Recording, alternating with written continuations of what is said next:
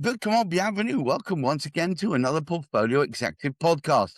Of course, with my rhythm pal, Valerie Merrill, learning development specialist. And today's special guest is David Simmons of Telling Your Story with Impact. We'll talk more about that in a second. Remember, the Portfolio Executive podcast is to promote the portfolio executive lifestyle or portfolio lifestyle, where you've got a number of different part-time, or dare I say it, fractional jobs, and you help look after various businesses, helping them become more successful. Now, David, I believe you actually grew up somewhere between Japan and Hong Kong. How did that shape the way you see organizations, people, and culture? I love the fact that I've got a fairly cosmopolitan upbringing. I started off in Tokyo, first 9 years of my life, and I think that gives me an appreciation of different cultures, different ethnicities, different value systems. The fact that not everything is the same. Um, and then I went to boarding school, and suddenly it changed things quite radically when I did that. But I think it's also helped me appreciate language because Japanese was the first language I learned. It then, I guess, helped me learn French and things like that, but also learn coding because I recognize that coding language is another language in its own right, which is where I started off my sort of official career, if you like, because I started So, off so my, so you're a polyglot. How many languages do you speak? at the moment, just English and French and a tiny bit of Pidgin Japanese, which I picked up, having remembered it from my past.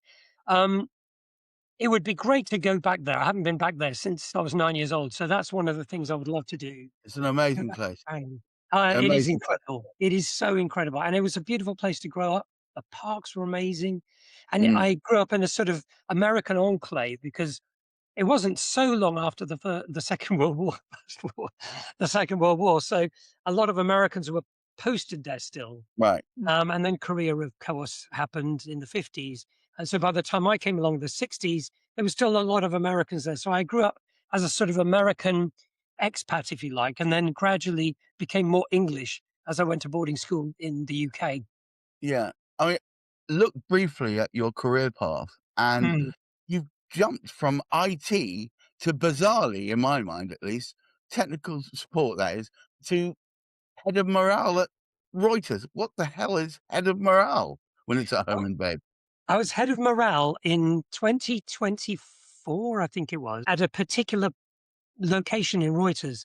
And what that meant, I had no idea. They said, we want you to sort of come up with ideas that will make people happy. It was, the organization was going through a huge reorganization at the time. And so I said, okay, well, what is morale? It's an outcome, which is interesting given my current career. So how do you create that outcome? How do you make that happen? And one of my co-workers very cleverly decided, because he was a guitarist, to start a battle of the bands. So we had other bands in the organization, Love and that. bands are fantastic. There's so many people in the city of London who are fantastic musicians, actors, stage managers, designers, but they're stuck in this sort of, people Mm, think that's who they are, but they're actually out here, their creative abilities and so on. And this guy, he invited various bands that we knew existed to be part of the Battle of the Bands. And then he said, we're scratching our heads because we got a guitarist, we got drummer, brilliant drummer. We need a singer. I thought, oh, I do sing quite a lot. So I gave it a go. And I was able to strut my stuff and do my Bono impersonation. wonderful. We did some great songs and we won it, which was a bit cheeky, really, because I was supposed to have, been promoting other people and I ended up promoting myself. Valerie, have you ever come across a head of morale before? Uh, no. I think where I get head of success, I get that now, And a of course, customer success. With W1A, you have director of better and things like that. So it's all a bit surreal. I mean, it Correct. was never on my business card, sadly. I would have loved to have had those. Sadly, no. But then morale sort of dipped in my case because then I was made redundant. So then I had other things to do. But yeah, that's when the biggest challenge of my life, my working life began. And that's when you moved into the charity world. Well, yeah, and it was a slight diversion. So I contracted for a while and I wanted to start up a training company, which is rather what you do, Valerie. I should Yeah. have met you then. I Oh, missed the opportunity. But well, anyway, I've met you now. Come on. Well, here I am. So anyway, She is a so I thought sweetie. I'd start up a training company and train people in soft skills and that sort of thing. Right. And I even got, printed my own little brochures and everything. But then I got another contract. And then after that, a friend of mine who runs a charity in my local area said, "How about working for us? You wouldn't have to go very far. It's like a, I don't know, 10-minute walk to the office. You meet lots of wonderful people and you get to work for social benefit." And I thought, yeah, why not? It'll plug a gap. And so I worked for them for the best part of 6 years, really. But while I was working for them, I realized that so many people do amazing work in charities, but they can't really tell their story. They can't promote themselves. They write funding bids and they're quite good at that, but Right. they aren't able to say what's the long-term benefit of what they do. So that's where we come to the impact side of things.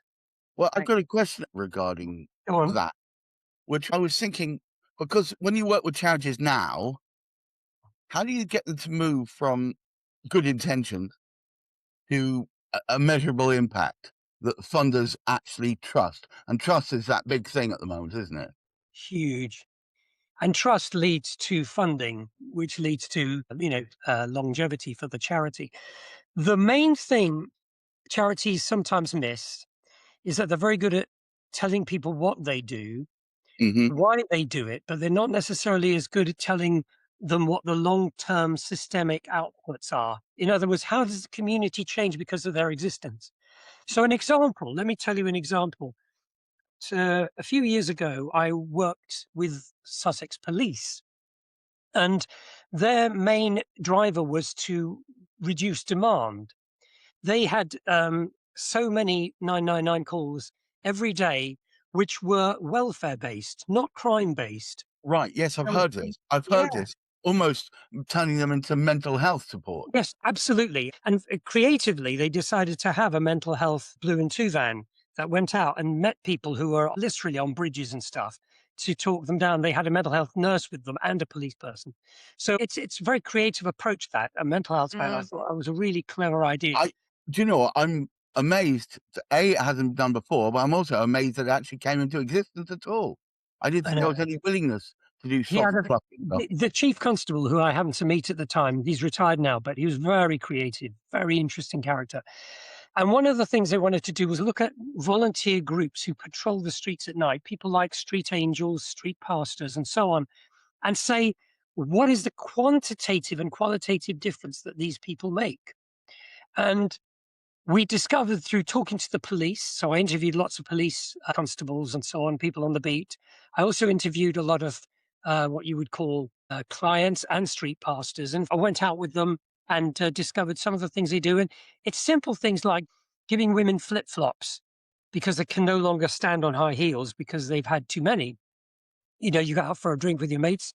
You don't want to hold back on that side of things, but having fun can have a detrimental effect to your well-being, given that you could become a victim. I'm gonna throw in a Oh, little anecdotal tiny story. really? I do a lot of DJ work. Oh, And no, I yeah, was DJing in Kettering, and I used to sit in the kebab shop, watch the girls walking yeah. on their sky-high heels, and then later on in the evening, walking them stocking feet with them slung over their shoulders. So, yes, I totally subscribe to that. These poor women torturing their ankles and their Achilles tendons. Yeah, give them flip-flops. A brilliant idea. Brilliant idea. And there was one street pastor who was in a McDonald's chatting with someone, and they realized that there was a conversation going on between some lads Right. who were deciding to exploit the vulnerable ladies in their vicinity. So what they did was they got their troop together and they also notified the police and they prevented something happening which could have been unpleasant for a lot of people. So, I mean, I reported this back to the police and they were very grateful. Of And they were course. very cognizant of the fact that these organizations are often not paid or funded by the police themselves. They're funded Right. by other people and other grant funders and so on. But they do invaluable work. And the police were very grateful for the work that volunteers do at night. And one particular street pastor I remember went out and he had a dicky heart. He had a heart murmur and he'd been in hospital with all sorts of stents and things. And he came out, he said, I'm not going to miss this for the world. Midnight, I don't care. I'll be out there because I want to help the community in any way I can. So the charities that I work with typically have some altruistic ideals. Many of them are Christian based, so they have a spiritual ideal. But the difficulty with that is you can easily think with those kinds of altruistic ideals, this is going to be easy. People will understand what I do. And whilst they understand the impetus behind the ideal, they don't always understand the long-term benefit of that thing. So I help them to write reports. I help them to quantify what they do. I help them talk to their clients, and I draw out client stories and client quotes, which then scream loudly. Because let's face it, I write reports of several thousand words, which no one really reads. But when they have quotes pulled out, this transformed my life, or I was suicidal, but this, ended up being something that I suddenly realized I had a reason to live. Then, the funders will go, oh, wow, there is something very powerful here. They want to see outcomes that they recognize as providing a good result. Absolutely. That was my question about being measurable result. That's the thing, isn't it? Yeah, it does. Really what you've got with Absolute Communication, which is your business, in supporting charities, I'm just recapping here. You've got the outcome measurement, you've got strategy alignment, you've got mission statement development, and then also, you're working in a flexible client-based model. So you're doing an awful lot for the charity world and the clients that you're involved with. And it's important to articulate that sort of strategic impact to the senior management. So quite often, I work at sort of on the ground with the clients and with the vulnerable people, but also the workers. I interview volunteers, but also I work as much as I can with the senior management. And that's often not far away because, charities are fairly small organizations quite typically. But I think it's important that the senior managers and trustees indeed get a grasp of the value that my work brings in terms of here's the mission statement, but how does that cascade down through the aims and down to the outputs, which are the things that happen on the street, the widgets, if you like, to the outcomes that make people like the tabloid press stand up and take notice and say, let's take a picture of this because there's something more going on in our community than we realized. And sometimes things have unexpected outcomes. So for 8 years, my wife and I ran a coffee shop in our local high street. As you do. As you do. And we ran it because we were kind of inspired by a guy who was roasting coffee up in Leeds. And we took over this shop and thought it's going to last 6 months max. Was it a local shop for local people? It was all that, plus local artwork on the walls. There's a comedian, I can't remember his name, who writes a thing about that. It's just very funny. Anyway, so we ran this coffee shop, and what we didn't realize, it was the first espresso-based coffee shop in the locality within 5-mile radius ever, as that I can remember. And what happened was pretty soon there was another one. Within a year, someone else had opened one because they saw what was happening. We were creating community within this space. And then another one opened a few streets away, and they came to us and said, look, we're copying what you're doing because we love it. Can we ask you some questions? So I gave them notes of the Lisa of the coffee machine and so on. And bit by bit, people used to come to our shop and they would hang out, not necessarily buying much, which wasn't good for business, but was good for their mental health. So we kind of became a mental health drop-in. We kind of became a place where lonely people could come because they were kicked out of all the other shops. I can see it even now. And before long, my wife and I were conducting funerals for people who died. You mentioned COVID earlier on. Okay. It was a time when we had to shut, sadly, and one of our clients died and we took his funeral. And we met his family who had ostracized him. They hadn't, but he'd been ostracized by his family for various reasons, which we never found out.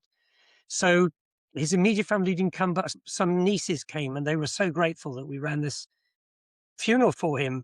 And it just, you suddenly realize you become a linchpin in the community without even trying.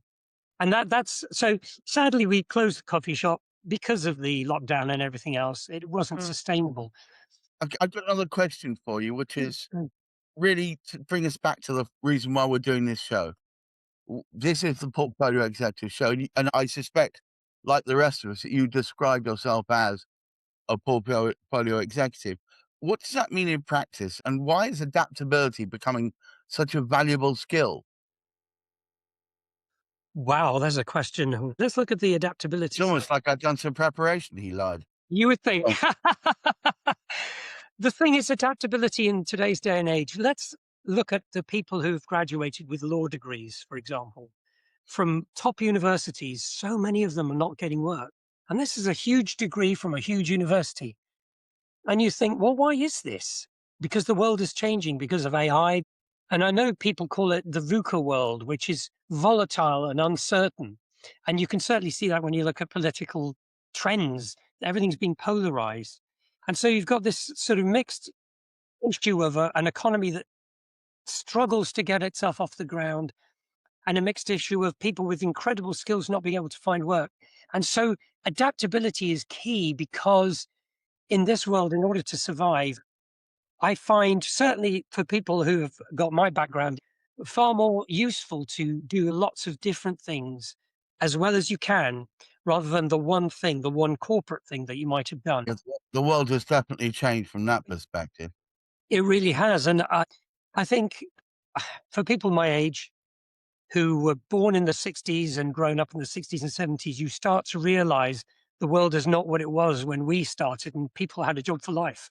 In fact, I do have a friend who has a job for life. God bless him. He's based at HSBC. He started there when it was the Midland Bank, and he's still there now, and he's heading for retirement, and he's doing fine. Yeah, big cheers. I'm really pleased for him. Most other people don't find that at all in life. And you find yourself becoming a portfolio executive or working in the precariat, as people call it in the academic terms, because your life is precarious. 0 hours contracts, all those kinds of things. You find yourself working in these ways and you think, well, I have to adapt. I have to use the skills I've developed along the way to find new ways of working.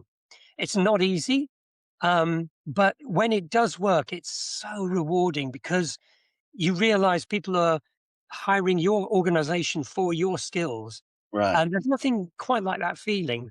It really is amazing. Yeah, Hope that answers that question. it does. It does.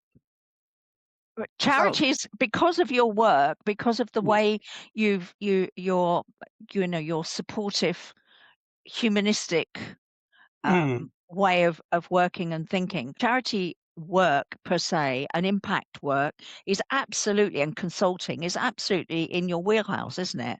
You know, mhm. you were destined in a way to work like that, whether you're gathering perspectives from clients or volunteers or management or trustees. So what you're aiming to do is that approach seems to me about organizing alignment and effectiveness. Yes, without a doubt. I mean, the effectiveness, I think when people realize how important the ability to prove your effectiveness is, then they sometimes rethink what they do. So I know quite a few charities who do lots of little things, but the danger with that is you end up doing too much and trying to do too much. And it's important to say which are the parts of your charity which are gaining traction and which are the parts which are redundant, and then excising those. yes, the You may have scattergun effect, isn't it? It's the yeah. It's the same as a business. A business has to look at what it does, what are its outputs, and what are Yeah. the widgets it's selling. And when widgets no longer sell, you need to reform your business. You just look at any Cadbury's. I should probably other chocolate bars are available. Chocolate makers are absolutely. Yeah, Cadbury's or Galaxy, or anyway, I could go on. You can look at the chocolate bars. They drink, but the price yeah, goes up, shrinkflation. Shrinkflation. and people have to adapt, and businesses Yeah. have to adapt. So in the same way, charities too have to adapt. So they have to think, okay. And sometimes a charity looks at its community and thinks it needs this. And then within 5 years, it realizes the this is become that. So they need to Yeah. move to that, and this has to stop. And so my work helps them to identify what are the things, as well as everything else, what are the things that they need to reflect on? Do they Right. need to do this anymore? Or are there ways that they can cut back and actually probably save money and save funders money in the process? So I have to ask, Mm. AI, I'm into AI, so are you. AI is becoming transformational, particularly for most businesses. How do you see AI changing the way charities, consultants, and communicators work over the next few years? I think one of the things I've done is I've started to use an AI modeler, which takes information that you feed it and it interprets it and you ask it questions about what you've told it. And the good thing about this is it shrinks down rather than asking AI, which is this global brain, if you like, with all this millions of sources about things, which is worth doing and it's still very quick. You actually give it a set of data, a set of information, a set of accounts, a set of records, and a set of articles, all those kinds of things, and say, could you create for me a summary of what I'm reading? What is its usefulness to me, and how can I help charities, for example, prove their effectiveness in what they do? And it gives me some very interesting data. And then I look at that and I interpret it in my own way. Um, Uh-huh. Often AI uses a particular language that isn't necessarily my own, so I'll make it my own. And I'll spend time delving into the sources that I've given it just to make sure it's accurate. It's very powerful and very useful. And increasingly, we will be using this kind of thing. And increasingly, I suspect people will be asking AI to help them to prove their effectiveness as well. So there's various ways in which it could help my business and also do me out of business, but I have to stay one step ahead of it. Well, I think, AI, Well, look, I think we all recognize that some form of AI is here to stay, whether it's yeah, the current form or some other, because it's very amorphous at the moment. And what I would say is ignoring it, you ignore it at your peril, but yeah, by the same token, maybe you don't plight your troth with one particular direction. You need to absolutely remain not. open to it all. Thank you so much for taking your time out of your very busy day to be with us. I believe we're due to record again with you fairly soon. And I look forward to that. But until then, thank you very much, Valerie, for ever being the light that helps us shine a light on the topics we need to push forward. And David, thank you for coming to us about your story. Mm. Interesting and diversionary as it was. And to all of you watching or listening, there's plenty more where that came from. We have plenty more already recorded and lots more to be recorded. So please do watch out and keep your feet on the ground, keep reaching for the stars, and for goodness sake, try and look after that mental health. Until next time, bye bye.